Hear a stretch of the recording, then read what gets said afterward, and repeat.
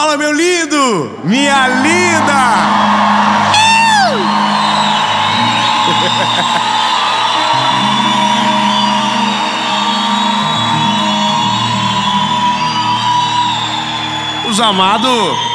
Os amados não cansam. Olha, será quem que foi mais animado? O povo de sexta ou o povo...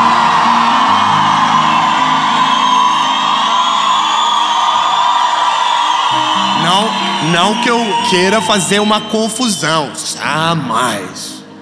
Mas eu acho que ganhou. Mas olha só, a gente vai para uma mensagem que é uma das grandes dificuldades nossas.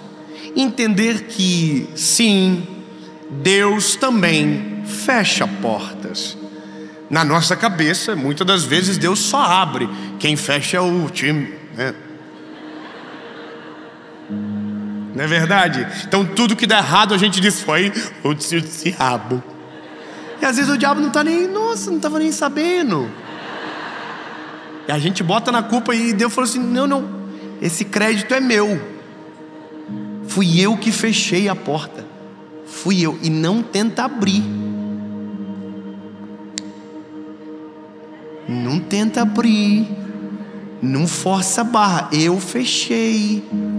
O que eu fecho, ninguém abre. E o que eu abro, ninguém fecha. Calma que nós nem começamos. Até porque outrora temos aquela parte onde eu preciso publicamente me humilhar a Vossa Senhoria que está aí do outro lado no YouTube assistindo essa mensagem. Curte o vídeo. Curte, comenta, compartilha.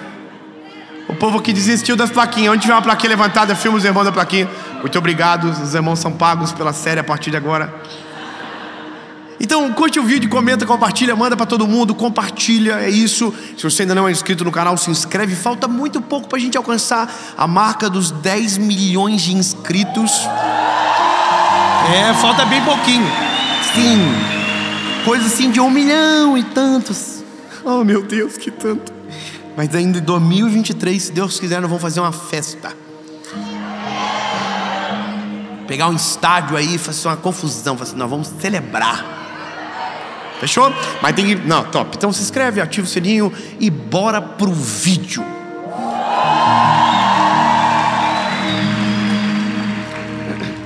Vocês prometem que vocês vão me ajudar?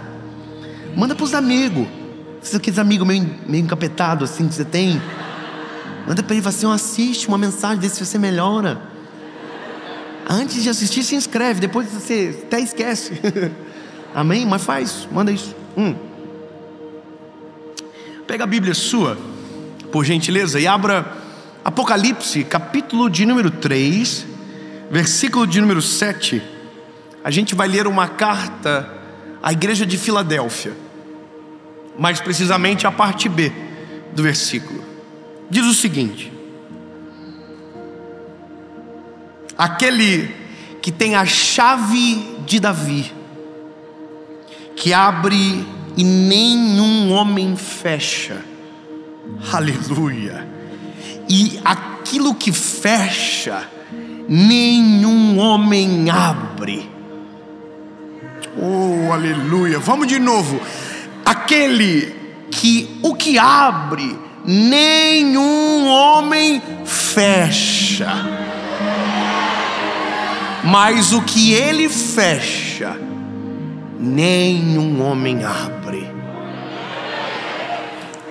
Eu vou te contar uma parada que é a gente, né? Nós somos uns filhos dramáticos de Deus. Se pudéssemos, nós desejaríamos que tudo aquilo que a gente escolhesse tivéssemos, que tudo aquilo que nós olhássemos e desejássemos viesse para as nossas mãos. Muitos de nós encaramos Deus da perspectiva errada, como se Deus fosse o gênio da lâmpada. Eu vi uma história esses dias de um mineiro. Por que, Senhor? Nada a ver essa história, Jesus. Mas eu lembrei dela. O mineiro pediu um queijo. Deixa pra lá, é muito sem graça. Não, irmão. Não, é porque a gente não sabe pedir. Tem coisa muito maior, mas a gente só pede aquilo que pra gente, pra aquele momento é bom. Mas Deus conhece o nosso futuro. Deus conhece o nosso hoje, o nosso amanhã, o nosso depois de amanhã. Então tem coisas que a gente pede que Deus deve olhar e falar assim: não, tá zoando. Irmão, eu imagino que Deus fica olhando para a gente e fala assim: mas é muito cabeçudo. Como é que eu pode? Jesus morreu por aquilo ali, ó. Olha que doido que ele é. Pede umas coisas. Se ele soubesse que o que eu tenho é muito maior, que os meus planos são muito maiores do que o dele, ele... Vou falar uma coisa para você. Engraçado, né? Eu agora, começo do ano, eu tô com um sonho no meu coração para um negócio aí que eu quero fazer. Top. Ai. E aí um amigo meu falou assim: por que você não pede para Jesus isso? Aí eu falei para ele: sabe por quê? Porque eu tenho vergonha. Irmão, eu tenho vergonha de falar para Jesus. Eu tenho vergonha. E eu sei que ele sabe que eu tenho vergonha, mas sabe o que eu quero, entendeu? Então eu até escrevi num caderninho lá o que eu queria, mas todas as vezes que eu fui orar eu fico com vergonha de falar para Jesus aquilo lá. Eu falo assim, eu tô com vergonha, mas eu acho que seria maravilhoso, como diz meu filho, maravilhoso. Mas eu aprendi que o Senhor sempre tem coisas muito maiores e que viver o plano de Deus é sempre viver além da nossa capacidade de sonhar. O que foi difícil para mim na caminhada foi entender que para Deus abrir alguma porta, muitas das vezes Ele vai ter que fechar centenas. E aqui mora o que nós chamamos de soberania de Deus. Lembra, a gente fala do livre-arbítrio, certo? A gente tem livre-arbítrio, as portas não. Não. Então é igual eu dizer: filho, você pode entrar no quarto que você quiser, e eu tranco todas as portas e deixo só uma aberta. Não, vou dizer de novo: olha, você pode o que você quiser. Aí você vai, tenta abrir a porta, não abre. Aí abre, não abre. Aí uma abriu. É que você pode, mas só tem uma opção. Então às vezes a vida, o Senhor nos empurra só para uma direção. E é tão maravilhoso que isso acontece, porque isso nos tira dos improvisos. Isso nos tira de tentativas que não são necessárias. Por isso que é besteira a gente tentar controlar a nossa vida. É besteira. Desiste, bebê. Se você tem uma mulher controladora, fala para ela: linda, você não consegue nem a sua, quanto mais a minha. Desiste. A gente tenta ser inteligente demais e dominar sozinho. Linda, a gente não consegue. Deus é muito inteligente. A gente vai ficar batendo em portas que Ele já trancou. E se Ele trancou, bebê, não adianta tentar abrir. Sabe o que eu entendi no Senhor? Que a cada sim que Deus te dá, antes do sim teve centenas de nãos. Exatamente isso, porque foram os nãos que te levaram para aquele sim, foram as portas trancadas que te fizeram caminhar até a porta certa, foram os caminhos fechados que te levaram àquele que é o único caminho. Ou seja, Deus precisa te dizer não para você conseguir chegar no sim dele, senão você vai viver uma vida inteira de improvisos e nunca a sua vontade completa. A gente precisa que Deus olhe para a gente e diz não. A gente pede de novo e diz não. E a gente nunca pede direito, até uma hora que diz: essa é a porta, entra por ela. E aí a gente entra e descobre uma coisa: que aquilo era exatamente o que Deus tinha para nós.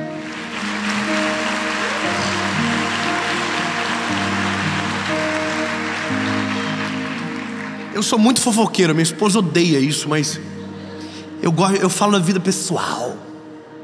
Amanhã é meu aniversário de casamento, amanhã.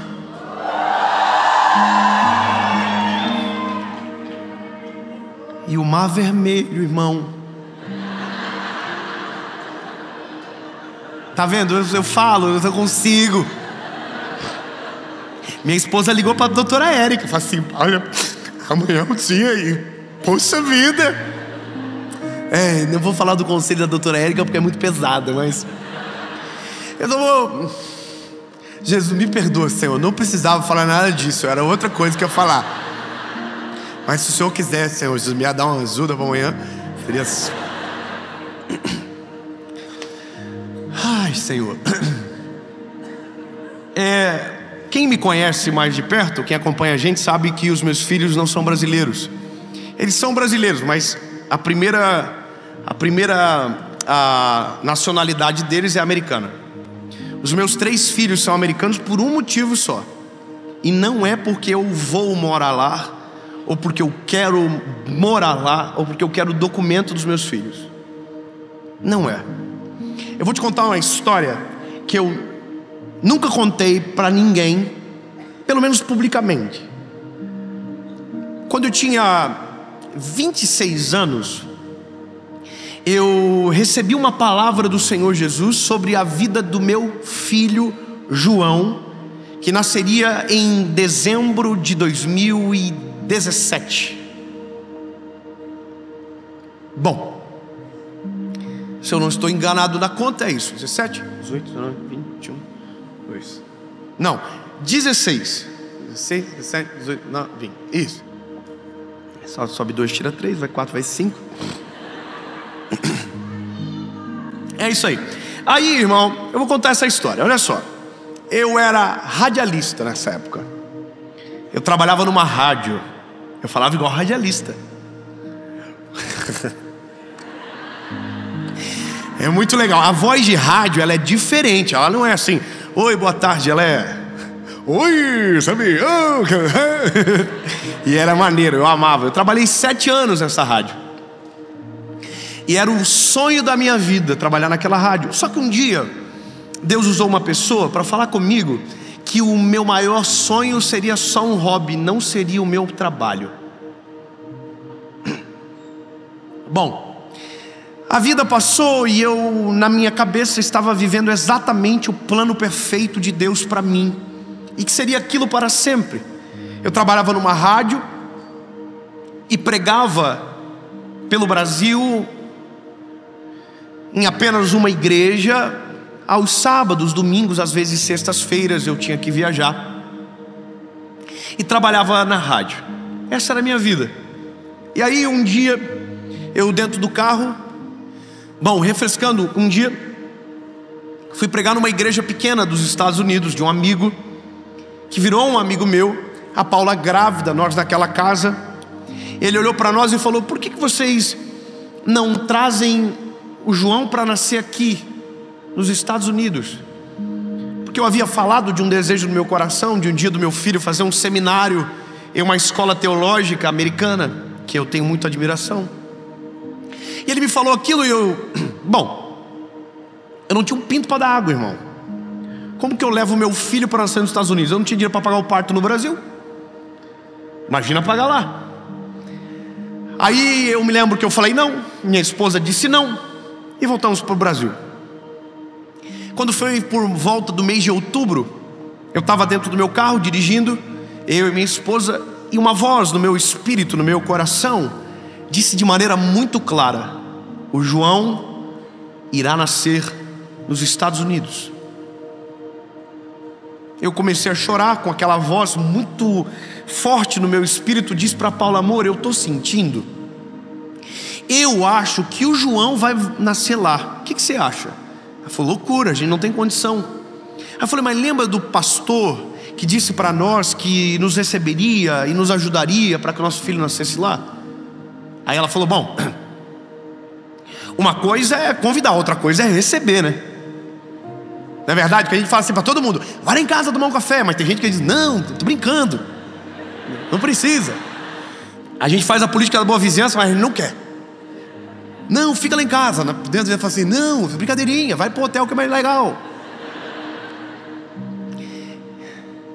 E aí, irmão, tem gente que a gente quer mesmo, mas tem gente que a gente só, nossa, nem faz muita força. E aí eu me lembro que eu dentro do carro falei com a Paula: vamos fazer 3 provas com Deus. A primeira é ligar para esses pastores e sentir na fala deles se o que eles estão pedindo é verdade, se o que eles convidaram é verdade. O segundo é a gente ter a possibilidade de viajar, porque já é outubro. E a terceira é, se puder, os exames necessários, o período estiver perfeito para você ir. 3 provas com o Senhor. Primeiro, ligamos para o pastor por vídeo. Ligamos para o pastor e falamos para ele: olha, pastor, a gente está pensando de levar o João então para nascer aí. O que o senhor acha? Os dois começaram a chorar e falaram que as portas estavam abertas e que eles seriam responsáveis pela gente, que a gente não gastaria nada.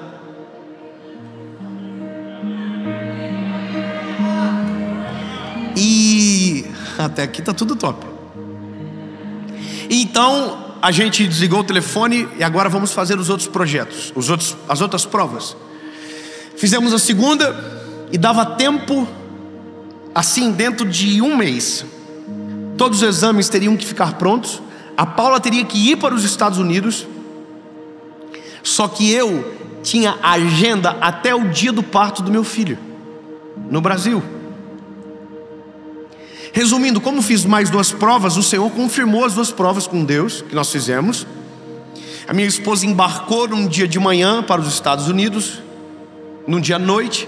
No outro dia de manhã chegou, passou pela imigração. E qual era a nossa fala? Falaremos 100% a verdade.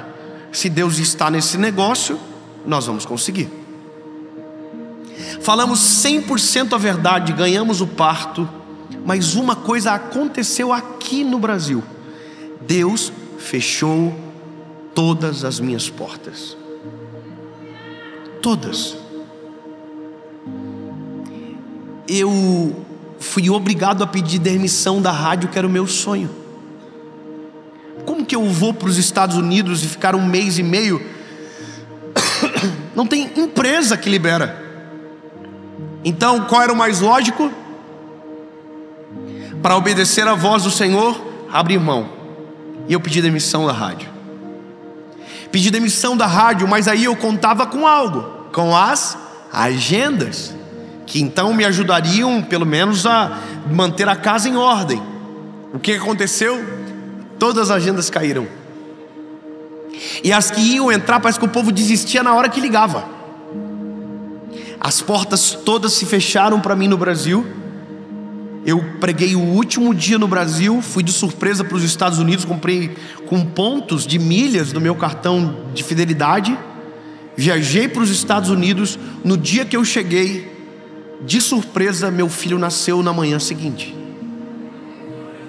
Meu filho nasceu, uma promessa de Deus para ele que nós estávamos vivendo, e a gente não tinha para onde voltar, não tinha mais o trabalho e não tinha mais nada de agenda. Eu me lembro que nessa época quem fazia a minha agenda era a Paula, e eu perguntava para ela: e aí, amor, tem alguma coisa? E ela dizia: não, mas fica tranquilo, o povo liga só depois de fevereiro. Mentira. Quando era dezembro a gente já tinha fechado o ano todo, mas todo mundo desistiu. Na verdade, Deus havia fechado todas as portas. E aí, lindo, num belo dia de 2017, no começo do ano de 2017, em janeiro, eu estava na cozinha da casa do pastor que nos recebia, chorando, falando com Jesus, com todas as portas trancadas, dizendo: Jesus, o que eu vou fazer da minha vida? Senhor, eu não sei como vai ser a minha volta. Eu tinha 10 mil reais guardado, 10 mil reais de conta para pagar. Jesus, eu vou pagar as contas e o próximo mês o que eu faço? Jesus, e o meu ministério acabou, eu te obedeci. E nessa oração, Deus me fez ver uma imagem de uma pregação em um vídeo que parecia um clipe de música.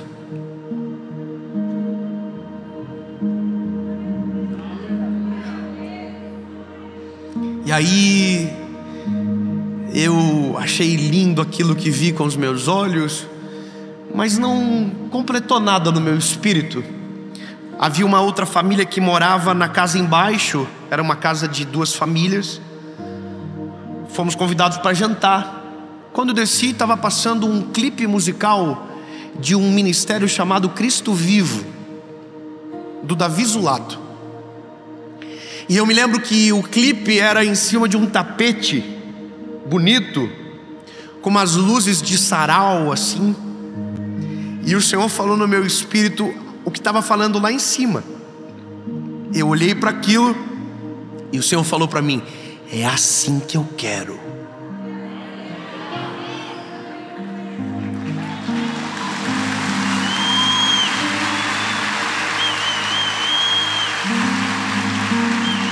Bom, naquele dia eu reconheci aquele tapete que já tinha visto na casa de alguém muito rico da minha cidade. Falei, eu vou me humilhar, mas vou conseguir o tapete. As luzinhas, me lembro que vi na igreja de um amigo meu que ele fez com um cano de PVC. Só que não tinha nada para gravar, só tinha um projeto. Naquele dia seguinte, entrei dentro de um carro e fui para uma cidade vizinha para ouvir um pregador em uma conferência. Dentro desse carro eu levei um caderninho. E naquele dia Deus me deu 10 mensagens. Em uma tarde, em 3 horas de viagem, Deus me deu 10 mensagens. E eu escrevi todas elas no papelzinho. Quando eu cheguei no lugar, liguei para minha esposa: amor, eu sei o que a gente vai fazer quando voltar. Deus me deu um projeto e me deu as mensagens do projeto. Naquele dia liguei para alguns amigos do Brasil, consegui o lugar, consegui quem ia gravar. Quem gravou naquele dia trabalha comigo até hoje, e hoje é a maior empresa do Brasil de vídeo, é um dos maiores diretores de vídeos do Brasil. Começou lá atrás com a gente há 10 anos atrás, gravando debaixo de chuva na marquise do nosso apartamento. E hoje trabalha com a gente. O som, quem fez naquele dia, faz até hoje. Trabalha com a gente até hoje. Quem tocou teclado naquele dia, toca até hoje. Ele só não está nessa série porque esse final de semana é a formatura da faculdade dele. Todas as pessoas naquele dia que trabalharam comigo estão até hoje. Sonharam comigo. E eu me lembro que com todas as portas fechadas, só tinha uma porta aberta, um microfone, um banquinho e 30 pessoas para assistir. E eu gravei a primeira mensagem, chamado Decisão. Ai, lindo, você tem que ver o que aconteceu. Um mês depois, a gente tinha mais de 6.000 convites por mês. E a gente já não dava mais conta de atender o que Deus estava fazendo. A minha esposa rompia madrugadas respondendo gente no WhatsApp, a noite toda. Mas tudo começou com várias portas fechadas. Eu tenho uma palavra de Deus para você. Quando todas as portas se fecharem, ao invés de reclamar, comece a procurar a porta que Deus vai abrir. Não reclame das portas que se fecham e comece a ansiar pela porta que o Senhor vai abrir para você. E lembre-se, a porta que Ele fechou, ninguém tem poder para abrir, mas a porta que Ele abrir, ninguém terá o poder para fechar. Nem homem, nem circunstância, nem acaso, nem porvir, nada nem ninguém poderá frustrar os planos de Deus sobre você. A porta que Ele abre, ninguém fecha. Mas antes de uma porta se abrir, saiba, centenas precisarão ser fechadas.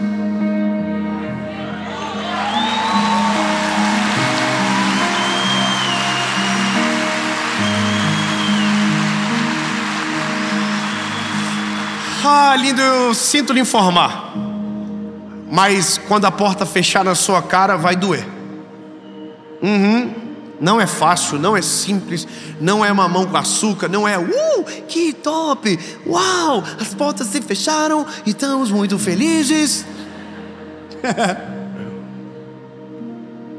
Eu chorava na presença de Jesus. Mas hoje eu só digo uma coisa: Jesus, muito obrigado, Jesus, que a porta da advocacia se fechou para mim. Muito obrigado, Jesus, que a porta que eu tinha, que era para ser piloto de avião, se fechou. Muito obrigado, Jesus, que a porta da rádio se fechou para mim.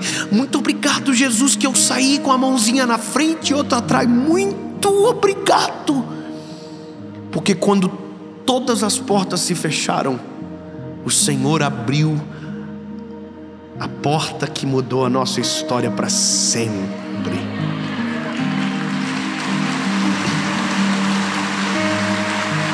Então, lindo, deixa eu te falar, não reclama do emprego que se foi, não reclama do projeto que frustrou, não reclama da porta que se fechou. Começa a preparar o teu coração para a porta que Deus vai abrir. Em nome de Jesus, amém.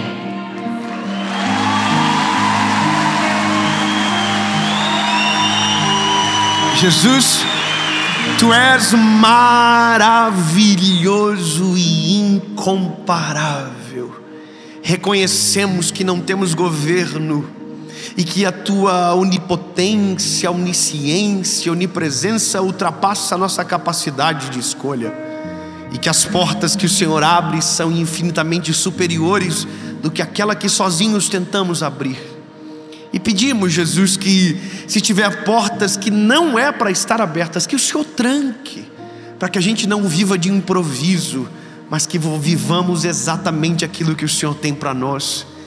E queremos entrar pelas Tuas portas, queremos viver a Tua vontade, queremos viver os Teus sonhos, em nome de Jesus, Pai. Mesmo que nos custe agora, menos que nos cause estranheza agora, mas cremos que Tu és um Deus infalível e que a porta que o Senhor abre, ninguém fecha. Em nome de Jesus, amém.